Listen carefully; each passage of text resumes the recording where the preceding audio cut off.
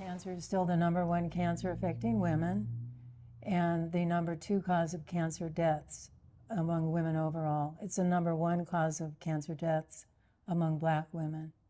It's a woman's chance of having cancer, breast cancer in her life is 1 in 8. Her chances of dying is 1 in 32. So it's not going away, it's still here. It's very much something that every woman needs to be aware of. Our screening tests are very, very good, and our treatments are very, very good. So the sooner we get a patient in with cancer diagnosis, the better off she's going to be, and the better the outcome. So the turn of the century, surgeon named Halsted used to do radical mastectomies.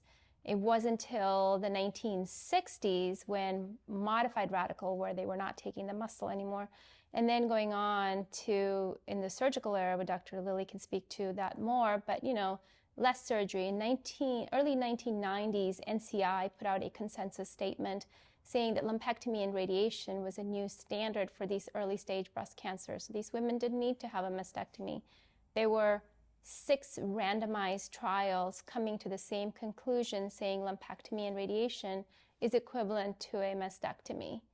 And so that was established sometime in the 80s.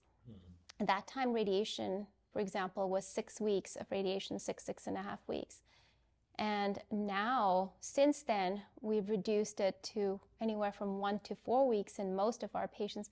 I mean, when they are diagnosed early, definitely in 1 to 4 weeks of treatment. So that's a big change. And I was just thinking back to when I was a resident. We used to have these resident debates, and one of the debates was, is lumpectomy as good as mastectomy? We have to mention Bernie Fisher whenever we mention this, because Bernie Fisher spent most of his life, he was a surgeon, and he spent most of his life fighting off criticism from his compatriots who criticized him for promoting lumpectomies.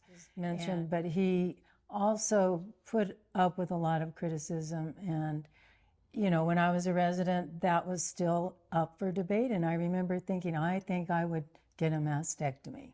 You have to remember that surgery really was the only treatment for breast cancer for years and years and years, and that didn't change until really the 70s and 80s, and that's when we started using chemotherapy and radiation therapy and finding that these were increasing our survival rates. There's only so far that surgery could take you. It still is a mainstay of treatment, but it turns out more isn't better. It didn't help to remove the muscles of the chest wall and create lymphedema and do all these disfiguring things. So now most of the time we're able to do lumpectomies with breast conserving treatment. But in general, we know there are other things that Dr. Lilly mentioned, systemic therapies. For example, patients who have HER2 positive cancers can get anti-HER2 therapy.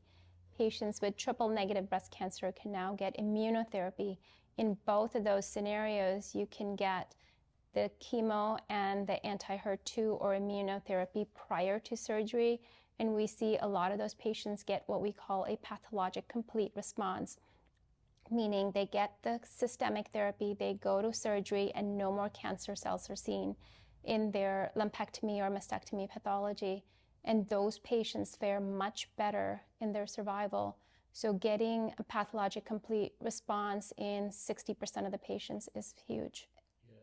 We've already gone from doing, less and less with surgery, less with radiation in terms of how much of an area we treat, how many treatments we give. But there's more research being done on who can we omit.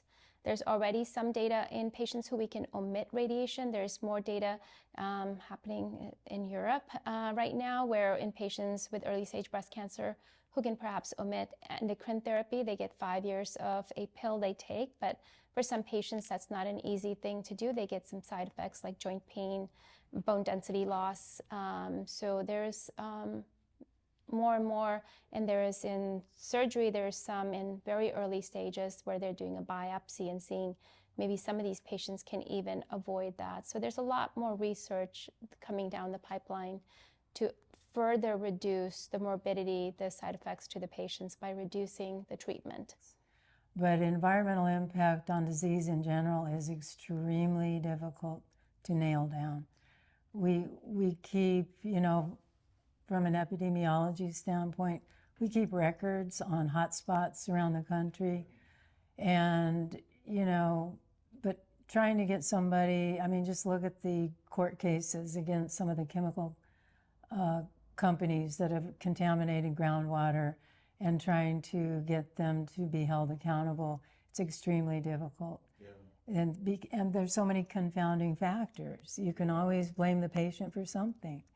Yeah. You know, you can always say, well, you didn't exercise enough, or you weren't active enough, you were smoking too much, or you know.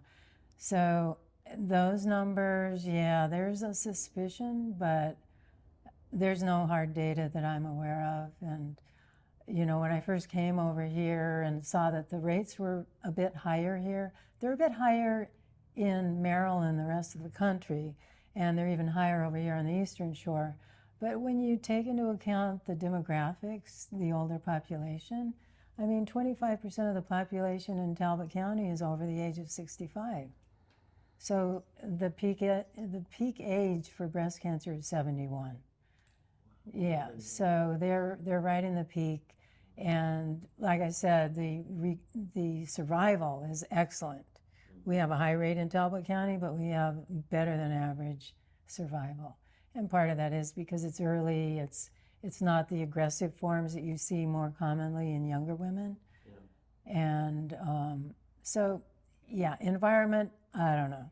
And I always tell patients, so you've done everything so far, you've done the surgery, you've done radiation, or you've done chemo and then radiation, or you're now going to take the pill. But, you know, there's something, I don't want to call it simpler because it's not so simple, but eat healthy, exercise. We talked about the data of alcohol. Any amount of alcohol now increases your risk. Exercise reduces your risk. So I kind of jokingly, but sometimes not so jokingly, will tell patients, when they ask me if they can have a glass of wine, I'm like, sure, have a glass of wine, and then exercise another 45 minutes for each glass of wine you have. You had 3 hours of baseline 45 minutes of baseline exercise, and then for every glass of wine, put in another 45 minutes.